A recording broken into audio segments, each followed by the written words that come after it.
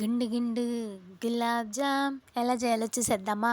First అయితే ఇలాగా పిండిని బాగా కలుపుకుంటూ కొంచెం కొంచెం పాలనైతే యాడ్ చేసుకుంటూ ఇలా కలుపుకోవాలనమాట. లేకపోతే గట్టిగా రాయాలొచ్చిద్ది. ఇలాగ స్మూత్‌గా కలుపుకోవాలనమాట. పాలని కొంచెం కొంచెం యాడ్ చేసుకొని కొందరు చేస్తారు.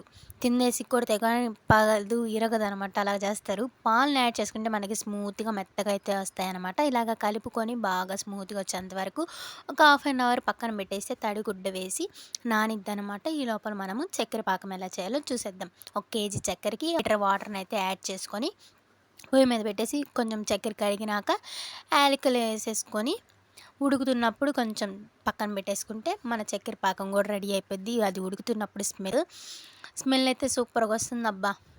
ఇంక పోతే మనము అసలైన సొసలైన ఇప్పుడు పని అనమాట. ఏంటి అని అంటారా?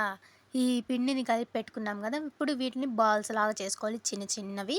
ఇలా చేస్తా ఉంటే వస్తాంది మొత్తానికి ఇప్పుడైతే అయిపోయిందనమాట. మొత్తం చేసేసాము. నేను మా మమ్మీ కలిసి చేసేసిన తర్వాత ఇప్పుడైతే ఆయిల్ పెట్టుకొని ఆయిల్‌లో కొంచెం కొంచెం వేసుకుంటూ సిమ్‌లో పెట్టుకొని వేయించుకోవాలి. లేకపోతే లోపల ఉడకదు.